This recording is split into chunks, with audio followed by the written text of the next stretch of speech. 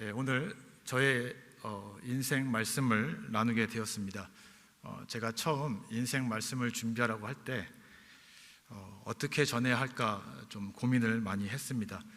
사실 개인적인 이야기를 이렇게 강단에 서서 여러분께 나누는 것도 좀 부담이 되었고, 그리고 제 인생 가운데서 나름 저에게는 좀 진지하고 많은 고민이 되었던 일들이 여러분에게는 그냥 보편적인 일일 수도 있고 그저 그런 일일 수도 있는데, 이러한 일을 여러분께 나눈다는 것에 대해서 정말 이렇게 해도 괜찮은 건가라는 그러한 고민도 있었습니다. 하지만 어쨌든 전해야 하니까 깊이 고민을 했는데, 고민하는 중에 마음속에 떠오른 것은 자기 부인이었습니다. 제 인생을 돌아보면서 떠오른 단어가 자기 부인이었습니다.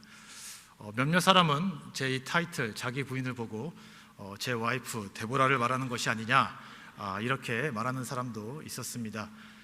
제 와이프를 말하는 것은 아닙니다. 제 와이프는 아니고 자기 부인, 말 그대로 내 자아, 내 가치관을 부인하는 것, 내 자아와 내 생각을 버리고 예수 그리스도를 따르는 것, 그것이 인생을 돌아볼 때 하나님께서 나에게 주신 말씀이라는 생각이 들었습니다.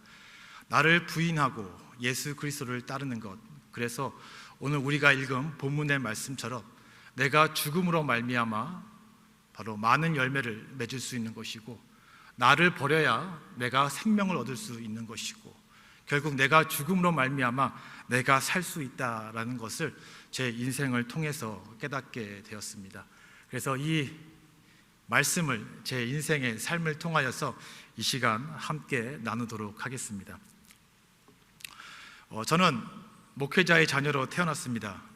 제가 어렸을 때 저희 아버지는 부목사로 목회를 하시다가 제가 조금 크면서 교회를 개척하시게 되었습니다. 그래서 개척교회 담임 목사의 아들로서 저는 어린 시절을 지나게 되었습니다. 저희 아버지와 저희 어머니는 참 심실하신 분이었습니다. 항상 새벽에 일어나셔서 새벽 예배를 드리시고 집으로 돌아오면 가정 예배를 드리셨습니다. 그리고 가정 예배를 드림으로써 저의 하루 일과가 시작이 되었습니다.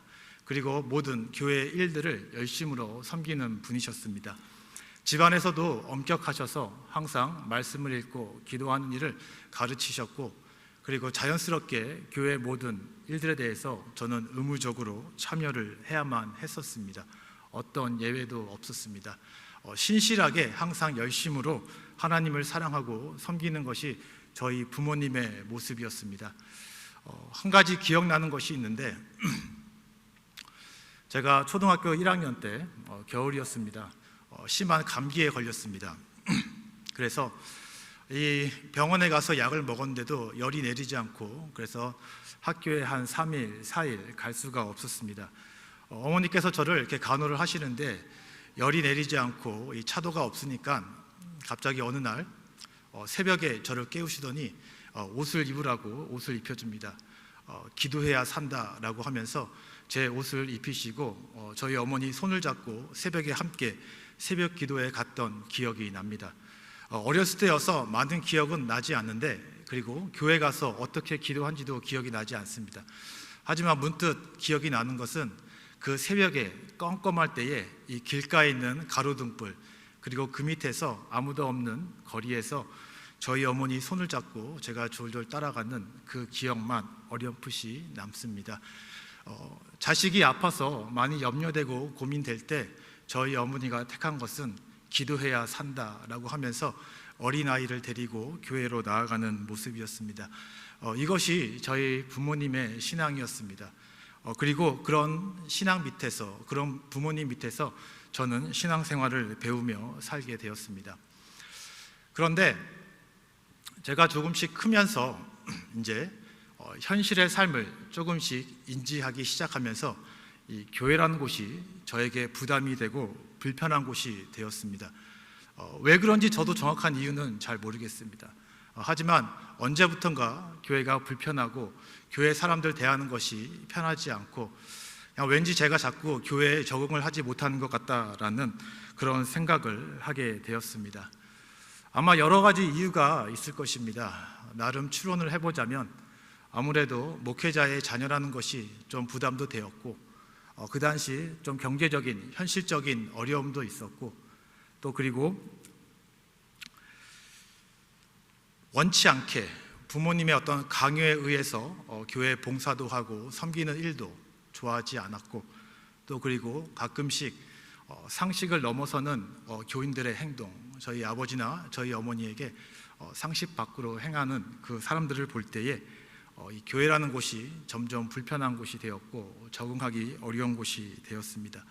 그리고 무엇보다도 아직 어린 저에게는 하나님에 대한 믿음, 구원의 확신도 없었던 때였던 것 같습니다. 아직 하나님을 잘 알지 못하는 저에게 제 앞에서 일어나는 일들, 그리고 제 상황들은 제가 사실 좀 감당하기에는 버거웠던 것 같습니다. 그래서 교회에 잘 적응하지 못하였고, 저는 점점 크면서 교회를 맴도는 그런 목회자의 자식으로 이렇게 살아갔던 것 같습니다. 크면서 이러한 것은 더 심해졌던 것 같습니다. 제가 중학교에 가면서 더 교회 가는 것이 불편해졌습니다. 항상 교회 가면은 제 마음속에 떠오르는 생각은 난 누군가, 또 여긴 어딘가, 이 말이 자꾸 생각이 났었습니다. 교회라는 곳이 점점 불편해지는데 교회에 안 갈 수도 없고, 가면은 이게 뭔가라고 하면서 겉은 교회로 가지만 마음은 불편하고, 뭔가 이것도 아니고 저것도 아닌 그런 불편함으로 계속 교회를 나갔던 것 같습니다. 교회에 가서 유일하게 가장 저 답다고 느꼈을 때는 교회에서 좀 떨어진 농구장이었습니다. 그때 저도 농구를 좋아했었는데 몇 번 이제 가서 친구들을 사귀게 되고 농구를 하다 보니까 저하고 농구하기 좋아하는 사람들이 좀 생겼습니다. 그래서 교회 가면 그 친구들과 함께 농구를 했었는데 그때만 좀 저 같았던 것 같고, 그리고 교회로 들어가면 또 적응 못하고 맴도는 그러한 아이였습니다. 가끔 교회 대예배가 끝나고 사람들이 떠나고 조용한 음악만 흐르는 빈 예배당에 혼자 앉아 있을 때가 그냥 마음이 편했었습니다. 저는 사실 그렇게 중학교 때 이런 식으로 교회 생활을 했었습니다. 그러니까 이런 생활이 좀 나아지면 좋았을 텐데 시간이 지나도 사실은 전혀 나아지지 않았습니다. 그리고 고등학교에 갔을 때는 더 심해졌습니다. 이제 고등학교에 들어가고 1학년, 2학년 되면서 이제 대학 진로, 그리고 어떻게 살아야 할지, 또 어떤 공부를 해야 할지 미래에 대한 이러한 고민과 또 결정을 해야 되는 시기가 되었는데 잘 모르겠었습니다. 미래에 대해서, 진로에 대해서 고민을 할 때마다 그 미래에 대한 진로는 저의 정체성과 함께 연결되어 더 많은 고민을 하게 되었습니다. 그렇다면 나는 누군가? 나는 이 세상에 왜 태어난 건가? 그럼 나는 이 세상에서 무슨 일을 해야 되는 건가? 여러 가지 많은 고민을 하게 되었고, 이러한 고민을 하면 할수록 결국 또 종교와 연결이 되었습니다. 그렇다면 과연 하나님은 진짜인가? 하나님은 정말 우주와 우주 만물을 창조하신 하나님이신가? 정말 하나님은 나를 창조하셨고 나를 잘 알고 계시는 그러한 하나님인가? 꼬리에 꼬리를 물고 여러 가지 많은 질문이 계속해서 제 마음 가운데 일어났었습니다. 하지만 고민을 하면 할수록 어떠한 답도 찾을 수 없었고 답답한 마음은 더 커져만 갔습니다. 그러면서 자연스럽게 이 교회라는 것, 종교라는 것, 이런 것들에 대해서 점점 멀리하고 싶은 마음이 커졌습니다. 그냥 학교에서 보면 종교를 모르는 친구들, 그냥 평범하게 그렇게 살아가고 싶은 마음이 더 컸습니다. 월요일부터 토요일까지 학교를 가고, 또 토요일 오후나 주일이 되면은 재밌게 친구들끼리 만나서 놀고, 그리고 다시 월요일 되면 학교 가고, 그냥 평범하게 살아가고 싶은데 왜 목회자 자녀로 태어나서 항상 교회라는 것, 하나님이라는 것, 믿음이란 것, 이런 것들이 항상 제 마음속에 맴돌고 있고, 그것이 무엇인지 이해하려고 하지만 아무리 생각해도 그것이 무엇인지 모르겠고, 내가 정말 하나님의 존재를 믿어야 하는가, 하나님의 존재가 있는가라는 것을 아무리 생각하고 답을 찾으려 해도 그 실마리도 찾을 수 없고, 더 나아가서 그러면 나는 뭔가, 나는 어떻게 살아야 되는 건가, 나란 존재는 무엇인가, 그 질문에 대한 답도 찾을 수가 없었습니다.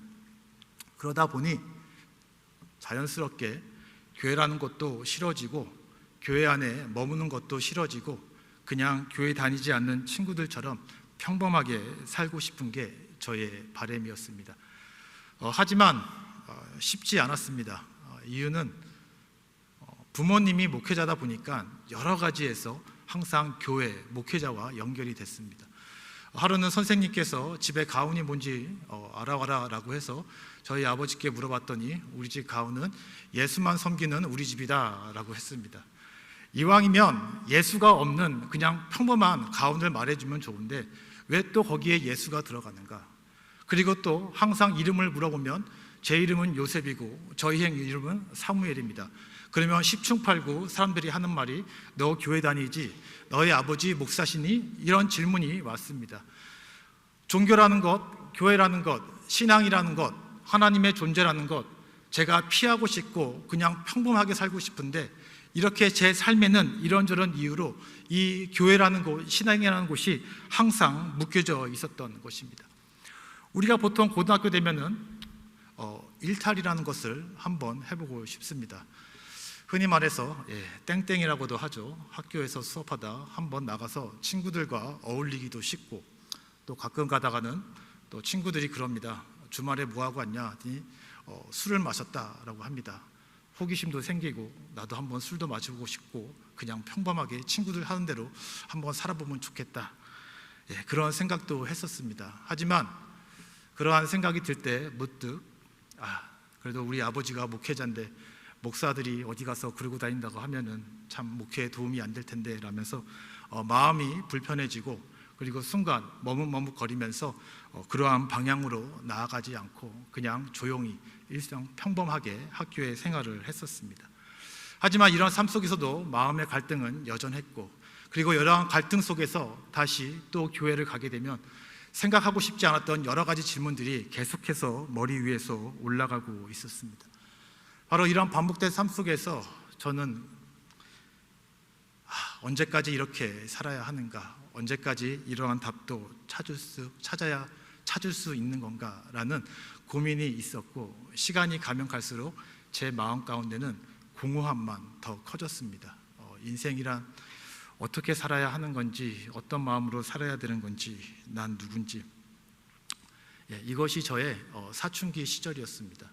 그래서 시간이 가면 갈수록 목회자 자녀라는 부담 그리고 여러 가지 풀리지 않는 답들 이런 걸로 인하여서 교회가 더 싫어졌고 교회를 떠나고 싶고 하나님이란 존재도 생각하고 싶지 않았습니다.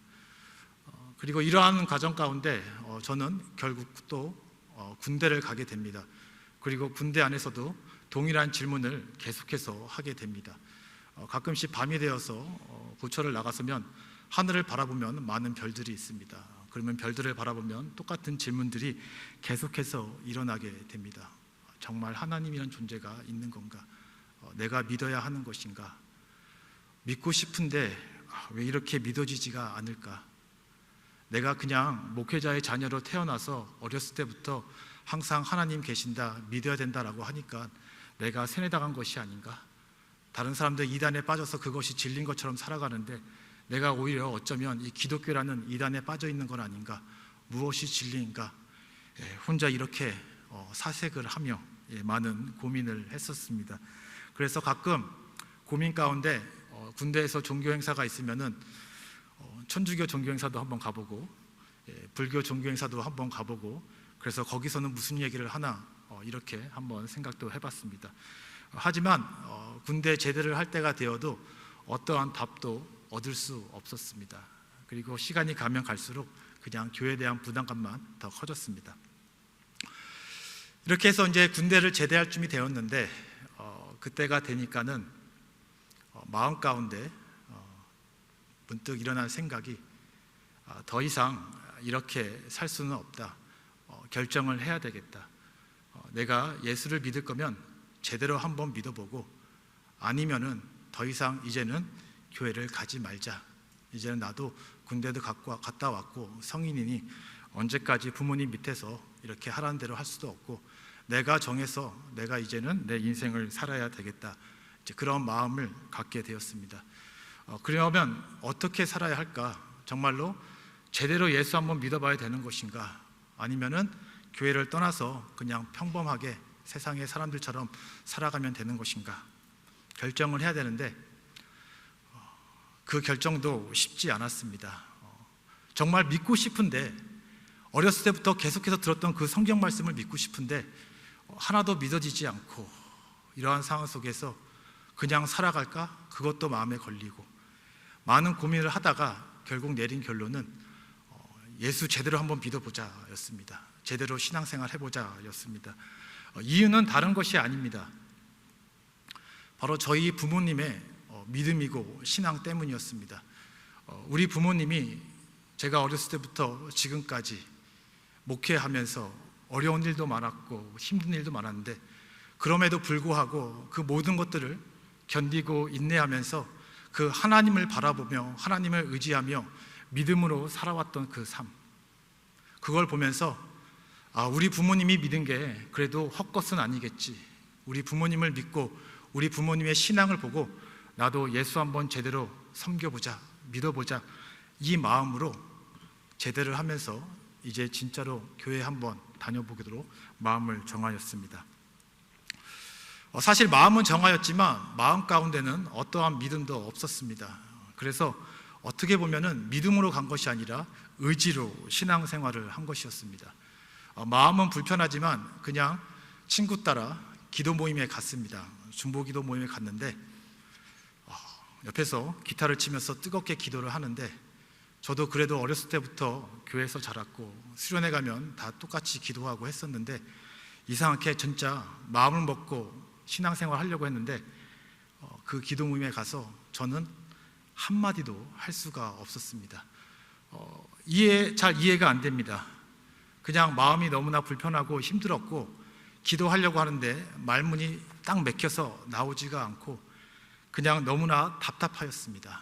하지만 그냥 의지를 갖고 계속 한번 나가보자, 그러다 보면 언젠가 바뀔 수 있겠지, 그 생각으로 나아갔습니다. 그리고 또 나름 열심히 다니다 보니까 또 친구의 추천으로 교회 전도사님이 소그룹 리더로 세워주셨습니다.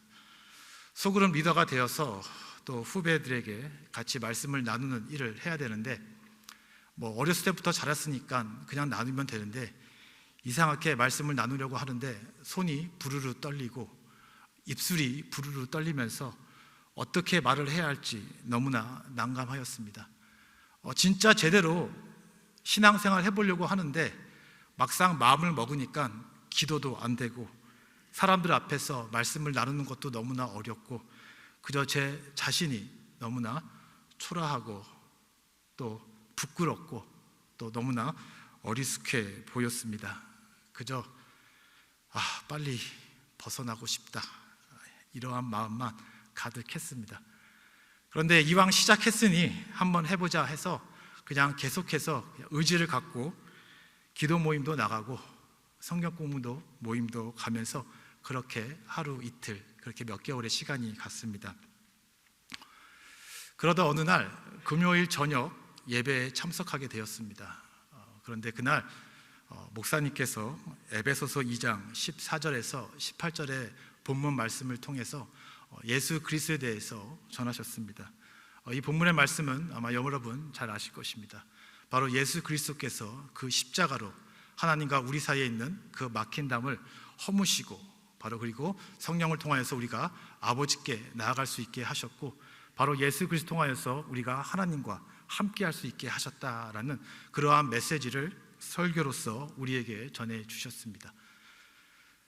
그런데 그 메시지를 듣는 순간 아무리 믿으려고 해도 믿지 않았던 그 예수 그리스도, 우리의 구세주, 그가 십자가에 죽으시고 부활하심으로 우리의 죄를 사하여 주시고 우리를 구원하셨다라는 이 진리의 말씀이 바로 그 예배 시간, 그 설교를 통하여서 마음으로 믿어지게 되었습니다. 어렸을 때부터 성경 말씀을 많이 들었기 때문에 이러한 내용을 모르는 것이 아니었습니다. 하지만 이 모든 내용들이 제 머리 위에만 있었지 이 지식들이 머리에서 마음으로 내려오지 않았었는데 바로 그날 그 예배 시간을 통하여서 그 많은 지식적인 말씀이 제 마음으로 내려오게 되었고 그리고 그 순간 제 마음속에 있던 여러 가지 갈급한 공허한 마음 그리고 뭔가 꽉 막혔던 것 같은 그 마음의 느낌들이 한순간에 사라지는 것 같은, 뭔가 뻥 뚫린 것 같은 마음이 들었고, 순간 마음 가운데 기쁨과 평강이 느껴지게 되었습니다. 저에게는 그날이 되게 특별한 날입니다.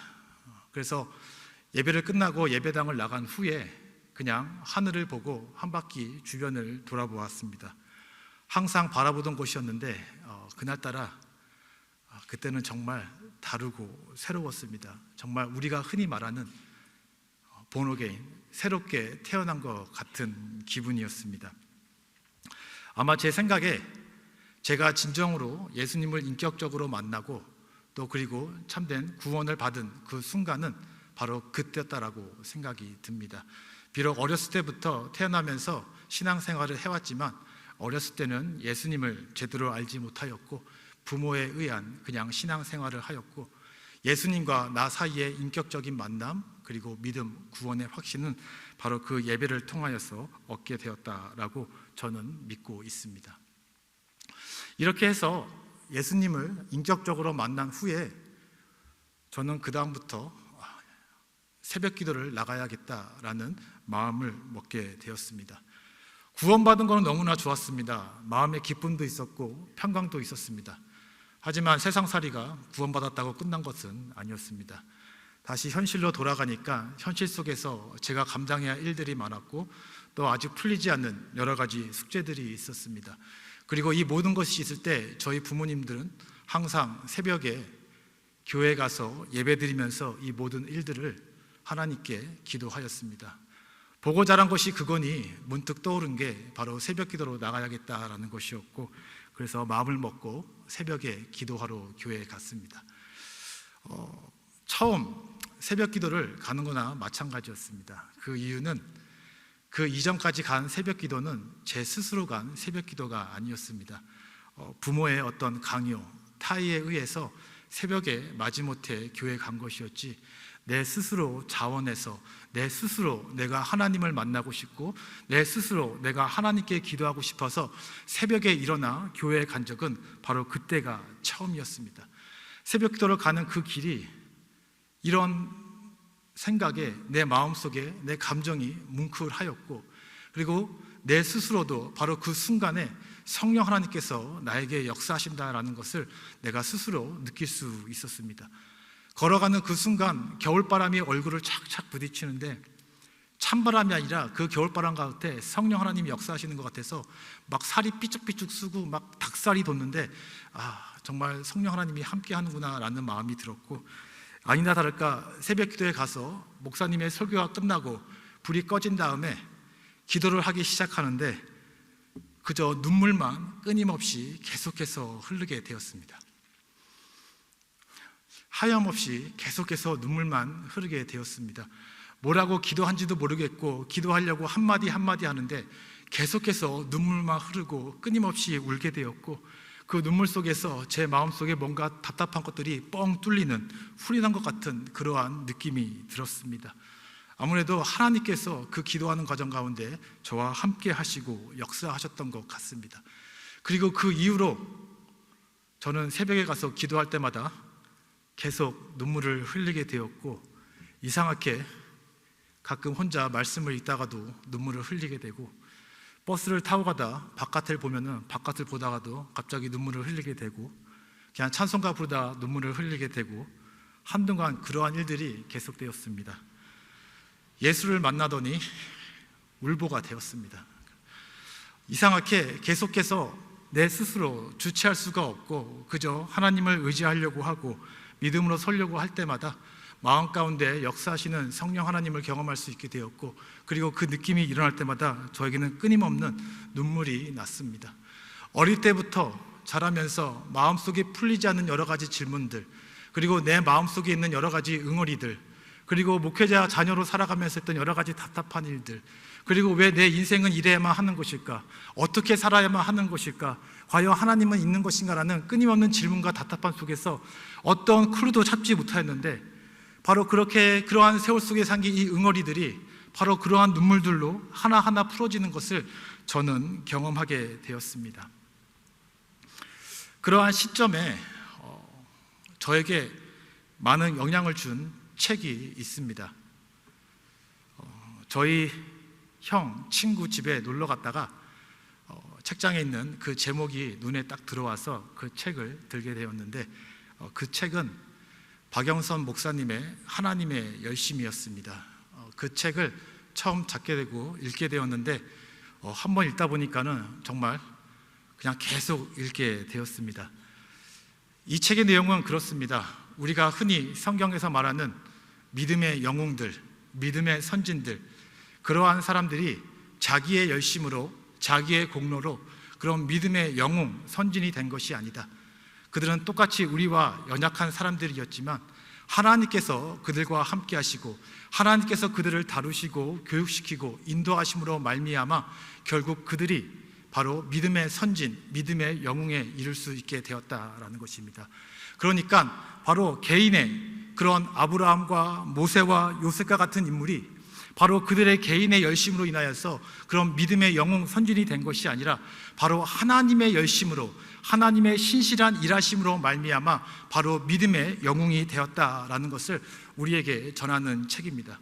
그 책을 보면서 많은 은혜를 받게 되었는데, 특별히 눈에 들어온 성경 구절이 있습니다. 이 시간 함께 나누고자 합니다. 그 성경 구절은 시편 105편 17절에서 19절에 있는 말씀입니다. 한번 제가 읽겠습니다. 그가 한 사람을 앞서 보내셨으며 요셉이 종으로 팔렸도다. 그의 발은 착고를 차고 그의 몸은 쇠사슬에 매였으니 곧 여호와의 말씀이 응할 때까지라. 그의 말씀이 그를 단련하였도다 라고 말씀합니다. 이 구절은 요셉에 관한 이야기입니다. 요셉이 애굽으로 팔려와 억울하게 옥에 갇혔을 때 그 상황을 묘사하고 있는 것입니다. 여기에서 이 박영선 목사님이 이 구절을 어떻게 해석을 하면, 그의 몸은 쇠사슬에 매였으니 라고 하는데, 그 몸이 히브리 원어로는 혼, 영혼이라고 말씀하고 있습니다. 그러니까 육체가 쇠사슬로 꽁꽁 묶여서 어떻게 할 수 없는, 꼼짝할 수 없는 상황인데, 단순히 육체적으로만 꼼짝할 수 있는 것이 아니라 그의 영혼, 그 혼이 바로 쇠사슬에 묶인 것처럼 꼼짝할 수 없게 되었다라는 것이고, 그것은 바로 하나님께서 그를 강권적으로 붙드시면서 그 감옥 안에서 꼼짝할 수 없게, 어떤 저항도 할 수 없게, 이러지도 저러지도 못하게 만드셨다라는 것입니다. 하나님께서 언제까지 그렇게 만드셨느냐? 여호와의 말씀이 응할 때까지라. 그의 말씀이 그를 단련하였도다. 즉 하나님께서 요셉이 야곱 밑에서 철부지 아들로 자랄 때에, 아무것도 모르고 때에 하나님께서 그를 부르시고 애굽으로 보내시고 또 애굽의 총리로 세울 계획을 하십니다. 하지만 총리가 되기 위해선 애굽과 그 야곱의 자손들을 구원하기 위해서는 준비가 되어져야 되는데, 훈련을 받아야 되는데, 그때가 언제냐? 바로 이 옥에 갇혔을 때 그의 영혼을 하나님께서 강권적으로 붙드셔서 꼼짝할 수 없게 만드셨고, 그 말씀이 그를 훈련하여서 바로 하나님의 도구로, 하나님의 일꾼으로 준비되어질 수 있게 바로 감옥 가운데서 역사하셨다라는 것입니다. 영혼을 꼼짝할 수밖에 없다라는 것은 그 영혼이 완전히 탈탈 털린 것입니다. 정신이 나간 것입니다. 억울하게 감옥에 들어와서 너무나 답답하고 억울하고 어떻게 해서든지 저항하며 나아가고 싶은데, 하나님께서 그 영혼을 붙들어서 꼼짝 못하게 하셨다라는 것이죠. 그 상황 가운데서 그가 할 수 있는 것은 아무것도 없습니다. 그저 참아야 됩니다. 인내해야 됩니다. 견뎌야 합니다. 기다려야 합니다. 이해할 수도 없습니다. 납득할 수도 없습니다. 억울합니다. 그러한 상황 가운데서 하나님은 그를 꼼짝없게 하셨고, 그 상황을 통하여서 그를 단련하였고, 바로 기근 속에 애굽과 야곱의 자손들을 구원할 수 있는 총리로 준비시킨 것입니다. 저는 이 구절을 보면서, 이 내용을 보면서 어찌 보면 하나님께서 내 인생 가운데 나를 다루시고 나를 역사하신 방법이 이와 같은 방법은 아닌가라는 생각을 하게 되었습니다. 어렸을 때 목회자의 자녀라는 이유로 교회의 모든 활동에 참여해야 됐고, 기도도 해야 됐고, 하나님을 아직 인격적으로 알지도 못하지만 그러한 생활을 해야 됐고, 벗어나고 싶지만 벗어날 수도 없었고, 여러 가지 끊이지 않은 많은 질문 속에 답을 찾고 싶지만 어떻게도 할 수 없었고, 그저 아버지가 목회자고 또 목회하는 상황 가운데 나도 그렇게 살아야 되니까 하나님을 알지도 못하고 교회를 떠나야 하지만 그럴 수도 없이 교회를 맴도는 저의 인생 가운데 하나님께서는 저를 꼼짝없이 그렇게 만드셨던 것이고, 그리고 그러한 상황 가운데 제가 결국 하나님께 항복하고 하나님 제대로 믿겠습니다라고 주님께 나아올 때 바로 하나님께서는 저에게 은혜를 베풀어 주셔서 마음의 문을 열게 하시고 바로 예수 그리스도를 인격적으로 만나게 하시고 믿음을 갖게 하심으로 말미암아 바로 온전한 하나님의 자녀로 저를 세우신 것입니다. 바로 이런 하나님의 일하심이 동일하게 제 삶 가운데도 일하셨다라는 것을 저는 저의 체험을 통해서 고백하게 되었습니다. 그리고 이러한 과정을 통하여서 제가 깨달은 것은 비록 내 삶 가운데 내가 납득할 수 없는 일들이 계속해서 일어나고 내가 이해할 수 없는 일들이 끊임없이 일어나고 내가 어떠한 답을 찾을 수 없지만 그럼에도 불구하고 그것들을 내려놓고 내 자아, 내 가치관, 내 생각을 버리고 예수 그리스도를 따르는 것, 그것이 어찌 보면 내가 살 길이다라는 것을 깨닫게 되었습니다. 다른 것으로 내가 사는 것이 아닙니다.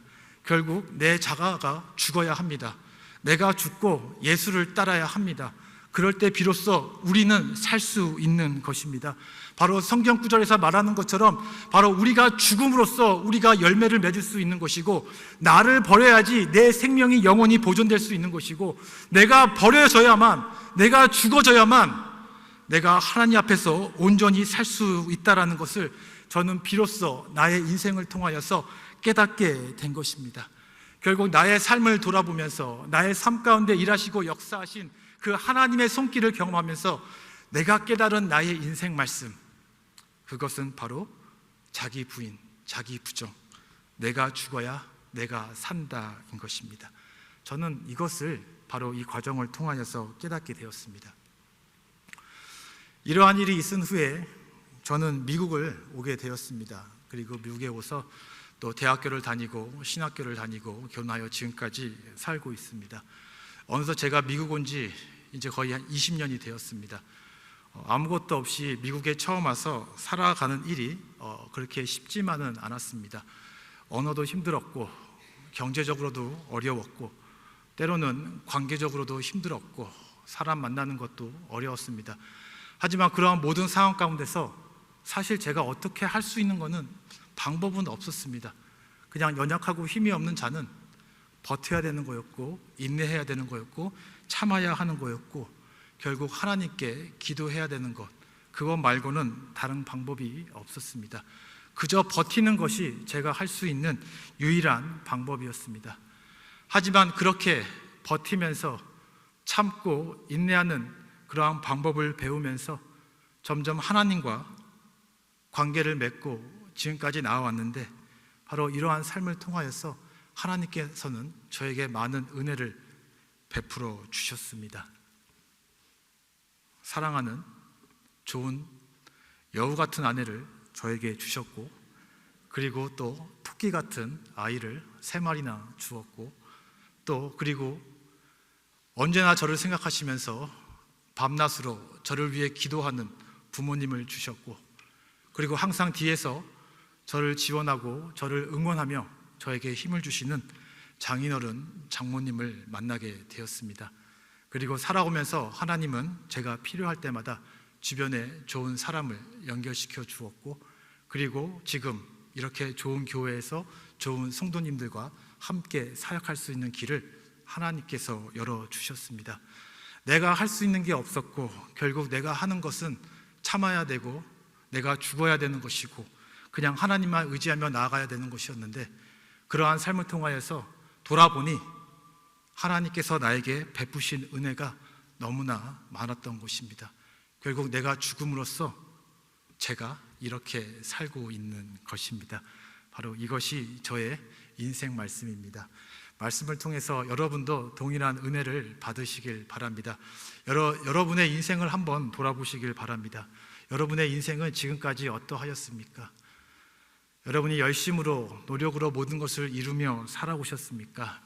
아니면은 여러분이 죽음으로써 하나님의 은혜를 입고 여러분이 사는 그러한 인생을 살아오셨습니까? 성경이 말하는 진리는 우리가 죽어야 한다라는 것입니다.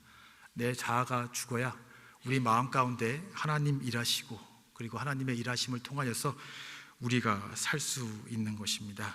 여러분도 그러한 삶을 살아가시길 축원드립니다.